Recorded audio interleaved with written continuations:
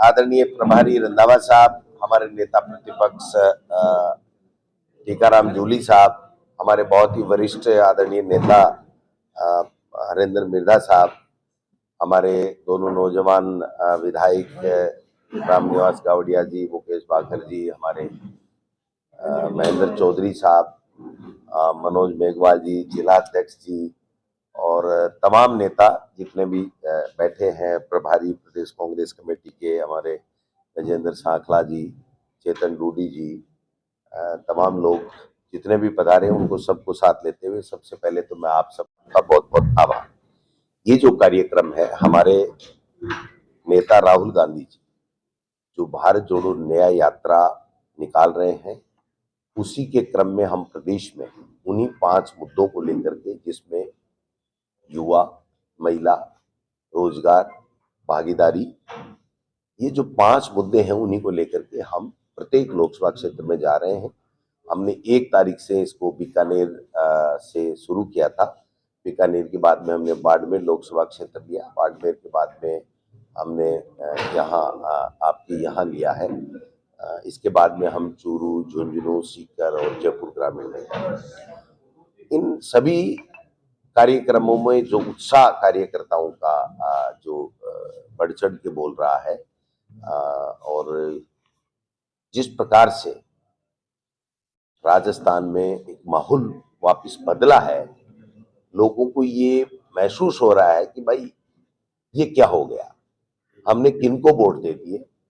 हमने तो कांग्रेस की सरकार बनाने के लिए वोट दिए थे, लेकिन कांग्रेस की सरकार नहीं बनी, क्योंकि कांग्रेस की सरकार ने जो योजनाएं 5 साल में चलाई थी वो बहुत अच्छी योजनाएं थी, चाहे वो स्वास्थ्य के क्षेत्र में हो, चाहे सोशल सिक्योरिटी के क्षेत्र में हो, चाहे एजुकेशन के क्षेत्र में हो, चाहे किसानों के लिए ऋण माफी की बात हो, सब चीजें अच्छी की थी, लेकिन किन्हीं कारणों से हम लोग नहीं आ पाए।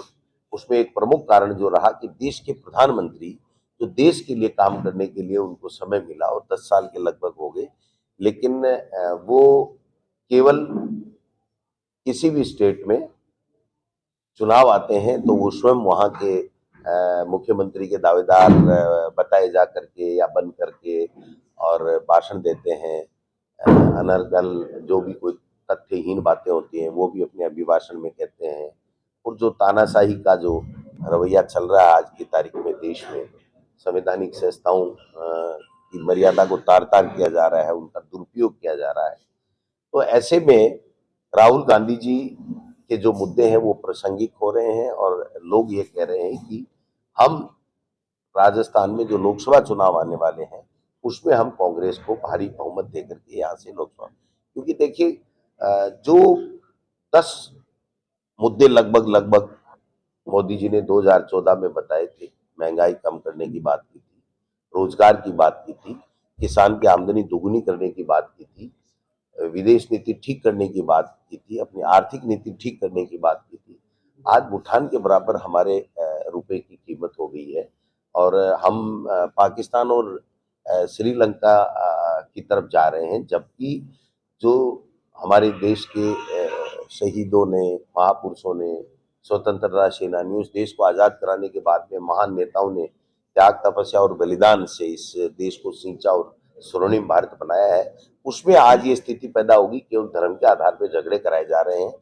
अब आप बताइए कि महंगाई मुद्दा नहीं है इनके लिए रोजगार मुद्दा नहीं है, इनके लिए सोशल सिक्योरिटी मिले वो मुद्दा नहीं है, इनके लिए किसान का नेशनलाइज बैंकों का ऋण माफ हो वो मुद्दा नहीं है।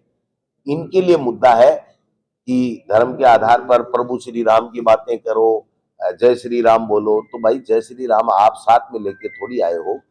जब से ये सृष्टि की रचना हुई है और मर्यादा पुरुषोत्तम राम प्रभु श्री राम को सब मानते हैं और हर धर्म के लोगों में इज्जत है, हर धर्म के लोग उनकी मर्यादा का उदाहरण दे करके और गौरवान्वित महसूस होते हैं। लेकिन इन्होंने केवल चुनावी एजेंडा बना लिया है।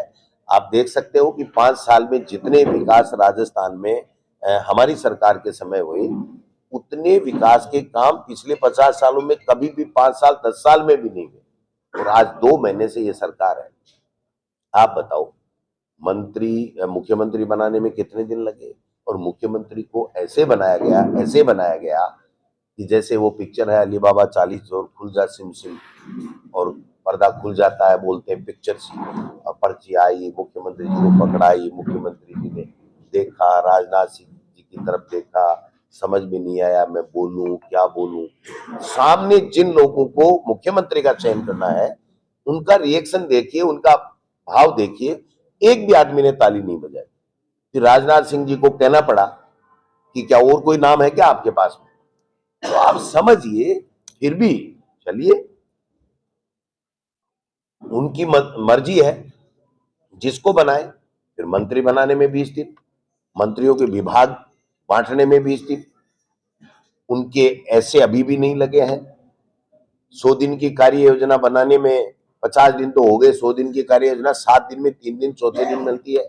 एक कैबिनेट की मीटिंग हुई है, उसमें मोदी जी को धन्यवाद, इसके अलावा कोई एजेंडा नहीं है, इनका कोई विजन नहीं है। महामहिम राज्यपाल से जो बातें कहलवाई हैं वो सारी की सारी बातें जो हमारे 5 साल के अभिभाषण में जो अच्छी बताई गई, उनको सबको बुरा बता दिया गया, और एक जो देश के इतिहास में किसी स्टेट में नहीं हुआ होगा वो इन्होंने करके दिखा दिया कि महामहिम राज्यपाल अपने अभिभाषण में स्वयं लिख रहे हैं कि दिनांक इतने को राज्यपाल के अभिभाषण में गलत बात लिखी गई है। ये कोई बीजेपी का थोड़ी होता है, राज्यपाल संवैधानिक पोस्ट होती है, हर संवैधानिक पोस्ट की गरिमा गिराने का काम कर रहे हैं। कल मैं पढ़ रहा था किसी अखबार में, चैनल में, कि मार्गरेट अलवा जी बहुत वरिष्ठ नेता है, हमारे यहाँ राजस्थान में भी राज्यपाल भी, वो कह रही है ये तो बीजेपी के दफ्तर बन गए, राज्यपाल भवन तो बीजेपी के दफ्तर बन गए, तो संवैधानिक संस्थाएं रह कहां गई? आज ईडी, इनकम टैक्स, आप बताइए 6590 के लगभग मुकदमे ईडी में दर्ज है, उसमें से 70% जो ये एनडीए अलायंस है उनके अंदर जो नेता है उनके खिलाफ है, उनके एक के नोटिस नहीं जा रहा। और हमारा कोई भी दिखता दल का कोई भी नेता है, उसके ईडी वो इनकम टैक्स भेज दो, होना जाना कुछ नहीं, और डरा दो, धमका दो, और एक माहौल बना दो, परसेप्शन बना दो, ये तो सब गड़बड़ है, ये तो सब चोर हैं। ये आप बताइए, लालू यादव जी कब मुख्यमंत्री 2 घंटे 12 मिनट तक बोले, क्या बोले किसी के समझ में ही नहीं आया। चौपड़ पे भाषण दे रहे हैं, मोदी जी ये कर रहे हैं, मोदी जी ये कर रहे हैं। आप क्या कर रहे हो महाराज? आपको मुख्यमंत्री बनाया है तो आपका अपना विजन बताओ। हमारी बातें सब घोटाले हो गए, सब जांचें करा देंगे, मना कौन कर रहा है? हाथ कौन पकड़ रहा है? कलम कौन पकड़ रहा है? तुम्हारे ताबे तुम्हारी ब्यूरोक्रेसी नहीं आ रही है, तुम्हारा अधिकारी तुम्हारी नहीं मान रहे हैं, तुम्हारे कहने से अधिकारी काम नहीं कर रहे हैं, तुम्हारे कहने से तुम्हारी प्रदेश की सरकार के लिए, लोगों के लिए जो काम करना उसकी कार्य योजना आपसे नहीं बन पा रही है, और आप लांछन पे लांछन लगाए जा रहे हो। किसने मना किया इनको जांच कराने के लिए? किसी की भी जांच कराएं, कौन? अब कह रहे हैं सीबीआई को हमने फ्री कर दिया, तो सीबीआई को फ्री कर दिया तो आ जाए सीबीआई, फिर ये नागौर रहा, ये सीकर रहा, झुंझुनू रहा, अलवर रहा, जहां मर जाए, जहां घूमे, मर जाए, जिस मुकदमे को ले मर जाए, जिसके घर में घुसे मर जाए, जिसको नोटिस दे, मना कौन कर रहा है? इसलिए मैं ये कहना चाहता हूं कि देश के लोकतंत्र को बचाने के लिए कांग्रेस पार्टी और कांग्रेस पार्टी के नेता राहुल गांधी जी जो भारत जोड़ो न्याय यात्रा कर रहे हैं, हम सब एकजुटता के साथ में संविधान को बचाने के लिए, देश के लोकतंत्र को बचाने के लिए, और राजस्थान में कैसे भाईचारा कायम रहे, कैसे संविधान के मुताबिक काम होते रहे, इस बात के लिए हम लोग ये जो है वो कार्यक्रम वगैरह कर रहे हैं, और लोगों को बहुत इसको अप्रिशिएट कर रहे हैं। लोग कह रहे हैं कि अब चेंज आएगा और लोकसभा में बीजेपी हारेगी। हमारी पार्टी आइडियोलॉजी में विश्वास करे, जनता के बीच में रहने वाला हो, जनता उसको चाहती हो, और जीतने वाला हो, और जीत करके निडरता के साथ में इनके खिलाफ आवाज उठाने वाला हो, ये भी जरूरी है। अगर हम में से कोई जीत गया और जीत करके दुबक के बैठ गया तो ऐसे आदमी को टिकट देने की जरूरत नहीं। हम उस पर विचार करेंगे कि वास्तव में इनके खिलाफ बोलना, अगर देश की आजादी के समय अंग्रेजों के खिलाफ इस तरीके से चुप रह जाते तो आप बताइए क्या देश आजाद हो जाता? तो इसलिए इनके निडरता के साथ में इनके सामने बोलने वाला हो, हमारी आइडियोलॉजी का हो, जनता का चहेता हो, जनता के बीच में रह करके उनके सुख दुख में भागीदार बनने वाला हो, उस व्यक्ति को हम टिकट। एक सवाल कांग्रेस के कार्यकर्ताओं के जहन में भी है कि क्या जो विधायक जीते हुए हैं या जो चुनाव विधानसभा का हार गए थे वो भी दावेदारी पेश करते थे, क्या उन्हें भी टिकट मिलेगी क्या? देखिए, दावेदारी तो कोई भी कर सकता है और दावेदारी की आवश्यकता नहीं है। पार्टी खुद देख रही है कि कौन व्यक्ति जनता के बीच में रह करके लोकसभा में, पूरे लोकसभा क्षेत्र में अपना प्रभाव रखता है और कौन कांग्रेस को एकजुट रखते हुए, साथ लेते हुए जीत सकता है, उसके बारे में हम लोग विचार कर रहे हैं। एक सर, जो आपने इंडिया बनाई है उसके कुछ दल अलग चुनाव लड़ने की बात कर रहे हैं, कुछ छोड़ के वापस भाजपा में चले गए, तो वो क्या बात नहीं कर रहे हैं, उनसे बात करवाई जा रही है, उनको डराया जा रहा है, उनको धमकाया जा रहा है। अब जो साथ रहेगा, राहुल गांधी तो अकेला चल रहा है, पूरा देश जुड़ गया, तो कौन रहेगा कौन नहीं रहेगा ये विषय नहीं है। ये विषय ये है कि जो समान विचारधारा के लोग हैं, जो इस तानाशाही सरकार को उखाड़ना चाहते हैं, आज लोकतंत्र जो खतरे में है उससे जो निजात देश को दिलाना चाहते हैं, लोकतंत्र को वापस मजबूत करना चाहते हैं, वो सारे के सारे दल हमारे इंडिया अलायंस में रहें और हम लोग एकजुटता के साथ में चुनाव लड़ेंगे और हम जीतेंगे। सर, नागौर वो जिला रहा है जहाँ पिछली बार बीजेपी को भी गठबंधन करना पड़ा, तो इस बार कांग्रेस भी कोई ऐसा विचार कर रही है या कांग्रेस अपने स्तर पर ही चुनाव लड़ेगी? किससे करें गठबंधन, आप बताओ। आपके कार्यकर्ता ने इंडिया आपके आने से पहले एक बात कही है, आपकी पदाधिकारी ने अभी मंच से कहा है कि जिस पार्टी से पिछली बार भाजपा ने गठबंधन किया उससे कांग्रेस इस बार गठबंधन करे।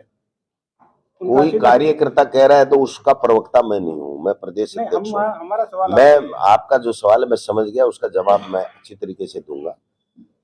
पहली बात, अलायंस कौन किससे करेगा, ये 5 आदमियों की कमेटी हमारी पार्टी ने, आलाकमान ने बना रखी है, वो फैसला करेंगे। हम प्रदेश लेवल पे, हमसे कोई राय पूछेंगे तो हम हमारी तीनों चारों पांचों जो भी नेता है सब लोग राय देंगे, एक बात। दूसरी बात, जो इंडिया अलायंस में लोग हैं उन्हीं से तो करेंगे, हम बीजेपी वालों से या कोई दूसरे से कैसे करेंगे। जब इंडिया अलायंस में कोई व्यक्ति होगा, वो कहेगा मैं इंडिया अलायंस में रहना चाहता हूं, उसके बाद में ही तो पार्टी हाईकमान जो कमेटी बनी हुई है वो विचार करेगी। तो काल्पनिक सवाल का जवाब नहीं होता है। सर, पीछे आपने देखा होगा कि तो पिछला लोकसभा चुनाव में 2500 सीटें मतलब भाजपा ने जीती, तो कांग्रेस ऐसे क्या कर रही है कि मतलब इस बार सीटें निकाल लें? आपकी मदद मांग रही है ना, आप पत्रकार भी मदद करो, आम वोटर भी हो, आप सब मदद करो, प्रजातंत्र को बचाओ, संवैधानिक संस्थाओं का दुरुपयोग कर रहे हैं। आप खुद देख रहे हो किस तरीके से क्या हो रहा है, ये आप बताइए। आप खुद आकलन कर लीजिए और उसके बाद में मुझे बता दीजिए कि क्या है।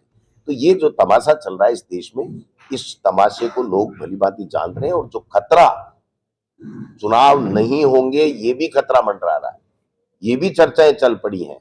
आप बताइए, देश में ऐसा कानून, दुनिया में ऐसा कानून बता दीजिए कि कानून बन गया, राष्ट्रपति के साइन हो गए कि आज दिनांक से लागू हो गया और वो कानून लागू ही नहीं हुआ, ऐसा कोई है? वो है महिला आरक्षण बिल इनका, जिसका अता पता नहीं कितने तारीख को ये प्रभावशाली होगा। हम जनगणना कराएंगे, फिर हम परिसीमन कराएंगे, फिर हम महिला आरक्षण की सीटों का फैसला करेंगे, फिर ये करेंगे, ये कुछ भी नहीं करेंगे। ये सारी के सारी एक दूसरी तरफ एक चुनाव, एक देश की राग अल्पा करके और पूर्व राष्ट्रपति की अध्यक्षता में मीटिंग, वो कमेटी बना दी, ये सब घोलमाल कर करा के और ये कहेंगे साहब कोई चुनाव की जरूरत नहीं है, यहाँ तो सारे के सारे मोदी जी के आदमी है, सब बंद करो ये दुकान और ये प्रजातंत्र बहुत अच्छा देश प्रगति कर रहा है। आप बताइए जीडीपी कितनी गिर गई, भूखमरी कितनी बढ़ गई, किसान की माली हालत क्या माली हालत हो गई, उस पर कोई चर्चा नहीं करना है। 500 साल से हम प्रभु श्री राम को ले आए, 500 साल से गए कहां थे? तो हमारे तो घटघट में कहाँ चले गए थे जो ये ले आए? और इनमें से कोई बीजेपी वाले उस गया?